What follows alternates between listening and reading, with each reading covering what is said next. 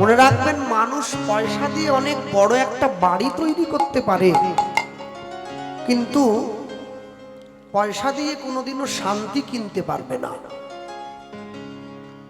পয়সা দিয়ে বাজার থেকে অনেক দামি দামি বই কেনা যায়, কিন্তু পয়সা দিয়ে কোনোদিনও বিদ্যা কিনতে পাওয়া যায় না।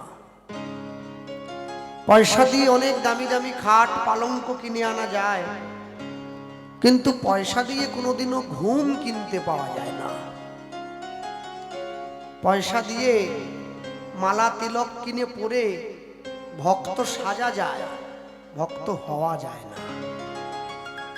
আর সবার শেষে লেখক লিখেছেন, পয়সা দিয়ে ভালো ভালো জামা কাপড় কিনে পরে ভালো মানুষ সাজা যায়, ভালো মানুষ হওয়া যায় না। নিতাই গৌর প্রেমানন্দ হরি বল হরি বল।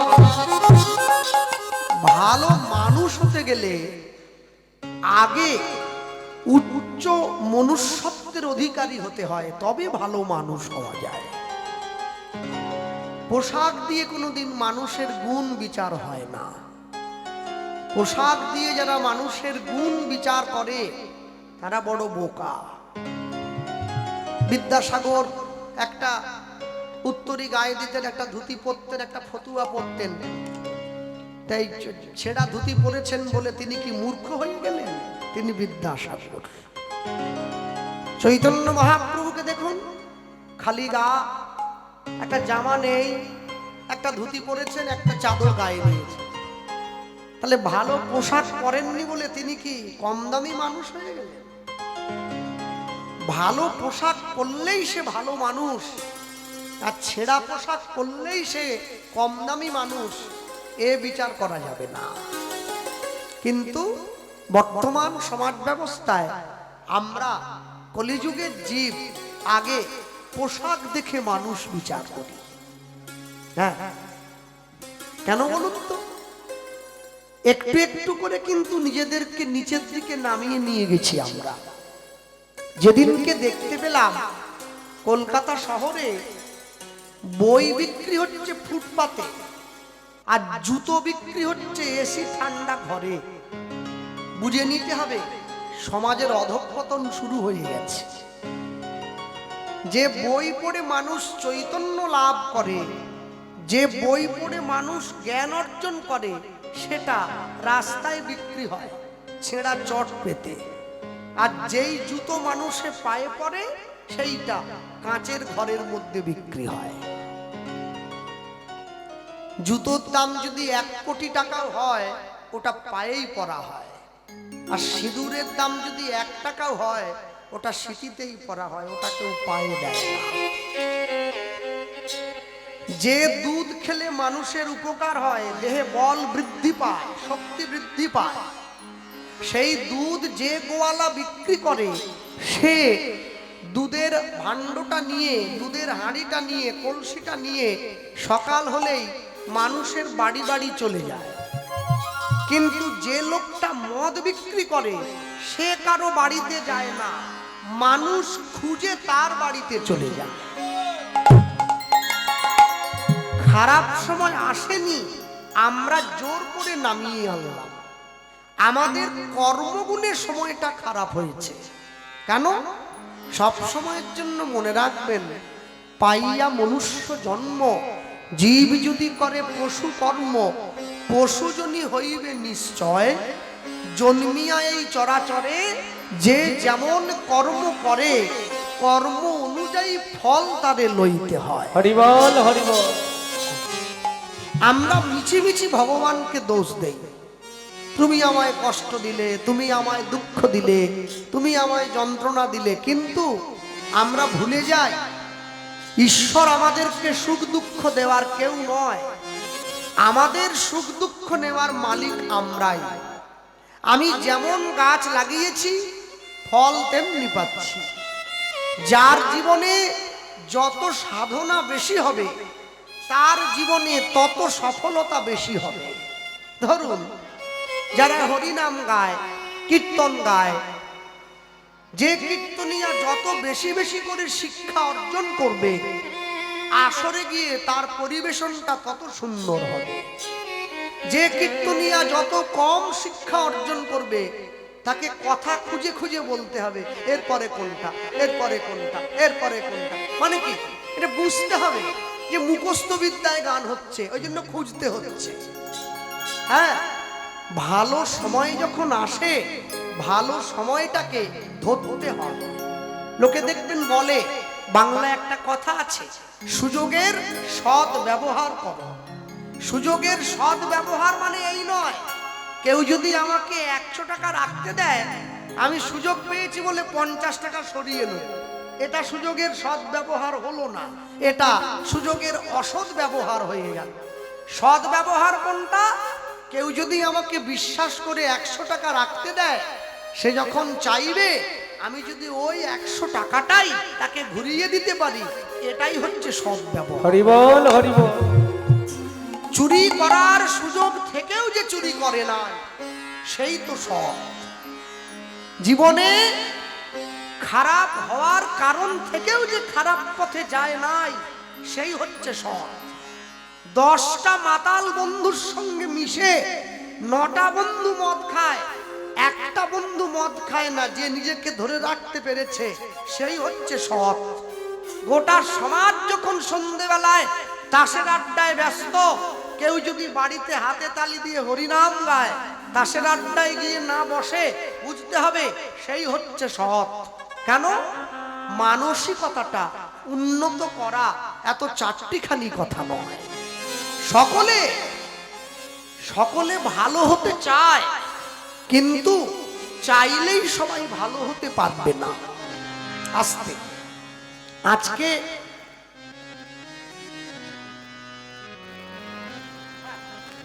আজকে ময়রার চকে হরিনাম হচ্ছে। হরিনামকে কেন্দ্র করে সকলার বাড়িতে আত্মীয় বন্ধু বান্ধব কুটুম এসেছে।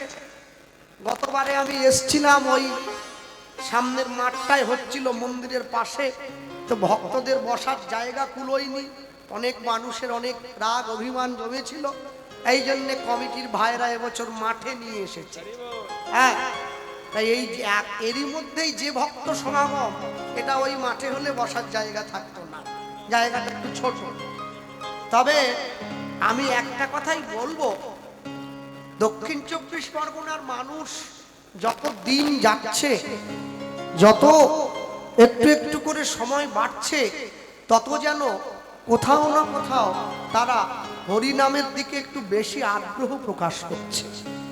কেন? মানুষ বুঝে নিয়েছে আমার সব পড়ে থাকবে, আমাকে চলে যেতে হবে। আমি নিজে যেমন এসছিলাম তেমনি চলে যাব। আগে আগে আমি দেখতাম যেখানে হরিনাম হচ্ছে সেখানে হরিনাম হচ্ছে। এখন দেখি যে ক্লাবে কালী পুজো হচ্ছে, 3 দিন ফাংশন, শেষের দিন কীর্তন। আমি যখন কমিটিকে ফোন করলাম, দাদা আর কোন শিল্পী আছে? বলে কেউ নেই, আপনি একা। সে কি কালী পুজোয় বলছে 3 দিন ফাংশন হবে, আগে একদিন আপনাকে দিয়ে হরিনাম গাওয়া হবে। কেন? বলছে আমরাও বুঝে নিয়েছি আমাদের সব পড়ে থাকবে, চলে যেতে হবে।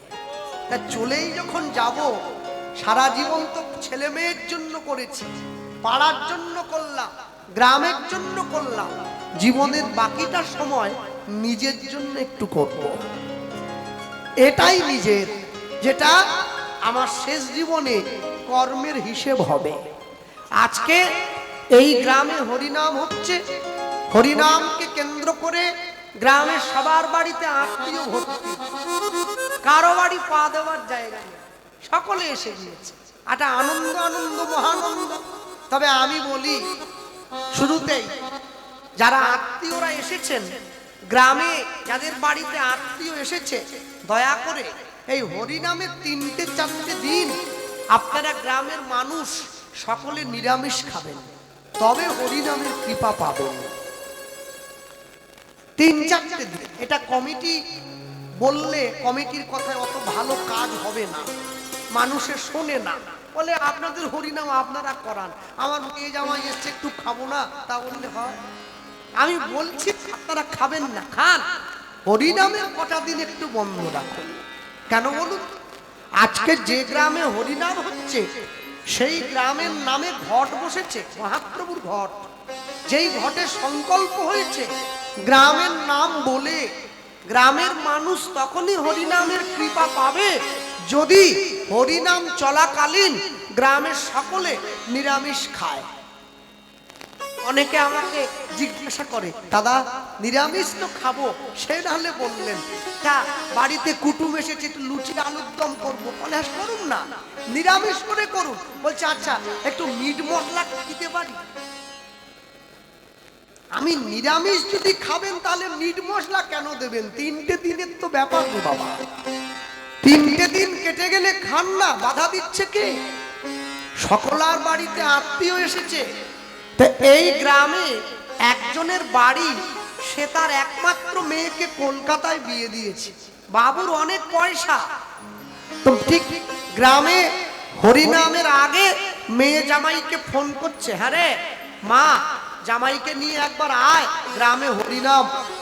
জামাই ফোনটা নিয়ে বলছে শ্বশুর মশাইকে, বাবা আমি যাব না, আপনার মেয়ে গেলে ওকে নিয়ে যান।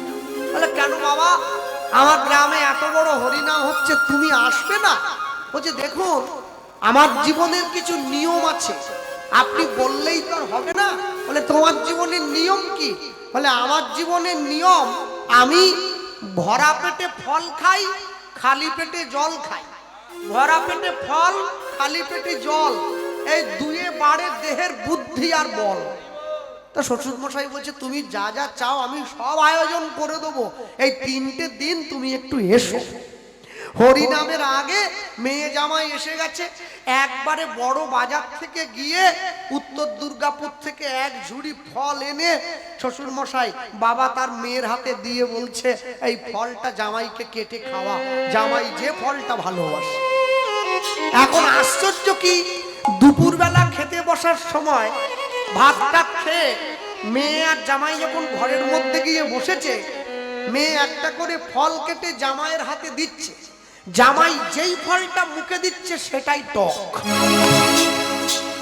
একবার, দুবার, 3বার, 4বারের বার মেয়ের দিকে, নিজের স্ত্রীর দিকে ফলের ঝুড়িটা এগিয়ে দিয়ে বলছে তোমার বাবা যদি না চাইতো না দিত, আমি নিজের টাকায় ফল কিনে খেতাম, আমাকে ঠকালো কেন?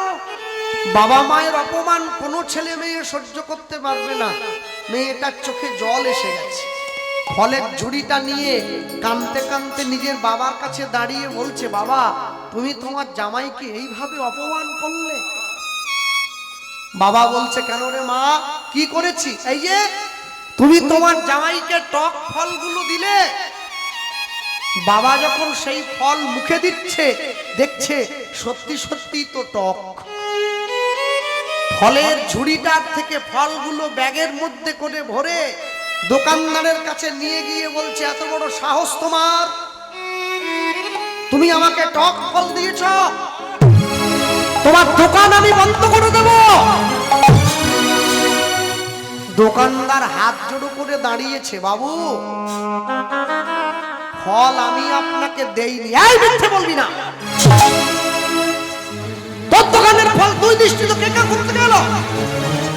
যেই দোকানদারকে দুটো জোরে কথা বলেছে, বাজারের বাকি দোকানদাররা এক হয়ে গেছে।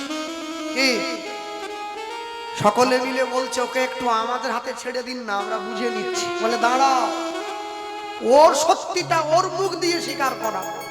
দোকানদার বলছে বাবু আমি একবারও বলি নাই ফল আমার দোকানের নয়, আমার দোকানের ফল আমি দেইনি, আপনি নিজে হাতে বেছে নিয়ে গেছেন। আপনি কি বিশ্বাস করে ফলের ব্যাগটা আমায় দিয়ে বলেছিলেন যে দোকানদার যেই ফলটা ভালো হবে তুমি ভরে দাও?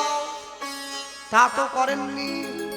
আমার দোকানে ঝুড়ি রাখা আছে, আপনি নিজে বেছে নিয়েছেন, আমাকে বলছেন ওজন করে দামটা বলো। তাহলে আপনার বেছে নেওয়া ফল যদি টক হয় সে দোষ কি আমার? সামান্য দুটো ফল টক হয়েছে বলে আপনি আমাকে লোকজন নিয়ে মারতে চলে এসেছেন। বিরাট বড় বিশ্ব ব্রহ্মাণ্ডে ভগবান একটা ফলের দোকান সাজিয়ে বসেছে, যে দোকানটার নাম হলো কর্মফলের দোকান। এই দোকানে দু রকমের ফল পাওয়া যায়, একটা সুখের ফল, একটা দুঃখের ফল। মাতৃগর্ভ থেকে পৃথিবীতে আসার সময় পৃথিবীর যত জীব নিজেদের কর্মফলের ঝুড়িটা ভর্তি করে চকচক করতে দেখা দুঃখের ফলগুলো নিয়ে সংসারে আমরা এসেছি। এখানে এসে যেই ফলটা মুখে দিচ্ছি সেটাই টক। ছেলে আমার, মেয়ে আমার, বাড়ি আমার, গাড়ি আমার, সামনের 5 বিঘে জমি আমার। 10 মিনিটের জন্যে শিয়ালদা থেকে নামখানার ট্রেনে উঠে লোকালের সিটে রুমাল রেখে দিয়ে বলে সিটও আমার। আমি কোনোদিন চিন্তা করিনি সব যদি আমার, তবে আমি কার? হরিনাম থেকে উঠে যেতে গেলেও জুতো রেখে যেতে হয়, নাহলে লোকে বসে পড়বে। তারপরে বাইরে থেকে এসে বলে জাগা আমার, তুমি কেন বসলে? ভগবান বলে জাগা তোমাদের কারণ নয়, জাগা আমার। ছেড়ে দিতে হবে। তোমাদের সকলার জায়গা আমি ঠিক করেছি, 3.5 হাত একবারে মেপে রেখেছি। যতটুকুই অর্জন করো, যাই করো, চলে যাওয়ার সময় ওইটুকু নিয়ে যেতে হবে। আর যদি হরিনাম না নিয়ে রাস্তায় পড়ে মরি, তাহলে সেটাও হয়তো পাবো না। পাবো কিনা বলতে পারি না। আমি বলি যারা বসে আছেন এই জায়গায়, প্রত্যেকে হরিনাম আশ্রয় করে নিন। কে মাছ খাচ্ছেন, মাংস খাচ্ছেন, ডিম খাচ্ছেন, ছাগল খাচ্ছেন, মদ খাচ্ছেন, বিড়ি খাচ্ছেন, সব বিচার ছেড়ে দিন। নাম আশ্রয় করুন, নাম আশ্রয় করুন। সব সময় মনে মনে নাম জপ করুন। খেতে বসে, ঘুমোতে গিয়ে, বাথরুমে গিয়ে, স্নান করতে গিয়ে, অফিসে গিয়ে, স্কুলে গিয়ে, কলেজে গিয়ে, মায়েরা রান্না করতে করতে, খাবার দিতে দিতে, উঠোনটা ঝাঁটাতে ঝাঁটাতে, বাসনটা মাজতে মাজতে নাম আশ্রয় করবেন। এমন ভাবে নাম আশ্রয় করুন, আপনি হরিনাম ছেড়ে দিলেও নাম যেন আপনাকে ছেড়ে না চলে যায়।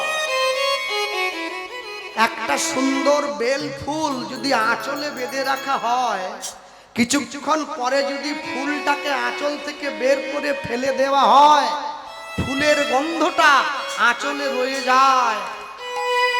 মরার সময় হরিনাম আশ্রয় না করে গোটা জীবন যদি হরিনাম নিয়ে থাকা হয়, মরার সময় যদি মুখে নাম আসে, নামের প্রভাবে এই সংসারটা অনায়াসে পার হয়ে চলে যাওয়া যায়।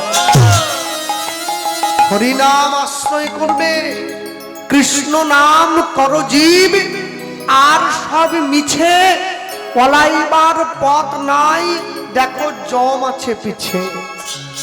অন্তত কৃষ্ণের জন্য না হোক, জমের ভয়ে তো নাম করো। পৃথিবী থেকে চলে যাওয়ার সময় কেউ সঙ্গে থাকে না, এই প্রাণটা যায় আর এই নামটা চলে যায়। বলো হরি হরি বল, বলো হরি হরি বল। এটাই সঙ্গে, এটাই জীবনের চির সত্য। এটা মানতে হবে। ছাগলের দোকানে একটা ছাগলের গলা কাটা হচ্ছে, আর একটা ছাগল খোঁটাতে বাঁধা আছে, একটু পরে ওকেও কাটা হবে। ও নিশ্চিন্তে দাঁড়িয়ে দাঁড়িয়ে কাঁঠাল পাতা চেবাচ্ছে। তো ভুলে গেছে একটু পরে আমার গলাটাও কাটবে। শ্মশানে একটা মানুষকে চিতায় শুইয়ে আগুন দিয়ে দেওয়া হয়েছে। দাউ দাউ করে এই সাধের দেহটা জ্বলে যাচ্ছে। যারা আগুন দিয়েছে তারা শ্মশানের কোনায় বসে চেনাচুর দিয়ে নিশ্চিন্তে মদ খাচ্ছে। তারা ভুলে গেছে একদিনকে আমাদেরকেও জ্বালিয়ে ছারখার করে দেওয়া হবে। জীবনের সত্য ভুলে গেলে চলে না। হ্যাঁ, আমার দাদু বলতেন, হরিনাম গাইতে বেরোচ্ছ, কীর্তন গাইবে, যতদিন গাইবে একটা কথাই মনে রাখবে, কারোর সঙ্গে তোমার ব্যবহার যেন খারাপ না হয়ে যায়। তুমি বাড়িতে থাকো, কেউ তোমায় কিছু বলতে আসবে না। কমিটির সঙ্গে, শ্রোতাদের সঙ্গে, ভক্তদের সঙ্গে একবার যদি ব্যবহার তোমার খারাপ হয়ে যায়, ওই যে তোমার দুর্গন্ধ ছড়িয়ে পড়বে। তুমি যতই সেন্ট গায়ে মাখো, ওই দুর্গন্ধ তুমি কোনো কিছুর বিনিময়ে ঢাকা দিতে পারবে না। পায়ে মশা কামড়াচ্ছে, রক্ত খেয়ে যাচ্ছে, একজন অন্ধকারে দাঁড়িয়ে কথা বলতে চাইছে, তোমার উচিত যদি যোগ্য মানুষ তুমি হও, তার সঙ্গে কথাটা বলেই তোমার থাকার ঘরে ফিরে যাওয়া। তুমি এমন কোনো বড় মানুষ হয়ে যাও নাই, মানুষ তোমার সঙ্গে কথা বলতে এলে তুমি মুখের উপরে দরজাটা বন্ধ করে দেবে, তোমার দলের খোল বাজিয়া বেরিয়ে বলবে আমাদের কাউকে এখন কথা বলবে না, বিশ্রামে আছে, পরে বলবে। তুমি কি প্রধানমন্ত্রী নাকি? হ্যাঁ, তুমি মুখ্যমন্ত্রী, পরে কথা। তোমার কি জীবন চলে যাওয়ার ভয় আছে নাকি? তোমাকে কি কিডন্যাপ করে নিয়ে যাবে? মানুষের ভালোবাসা যতদিন থাকবে, 70 বছর বয়সে গিয়েও ডাক পাবে। যদি ভালোবাসা নষ্ট করে দাও, 30 বছরেই নাম লুকিয়ে পড়বে। আরে ইউটিউবে অনেকেরই আছে, ভালোবাসা সবার নাই। চলো।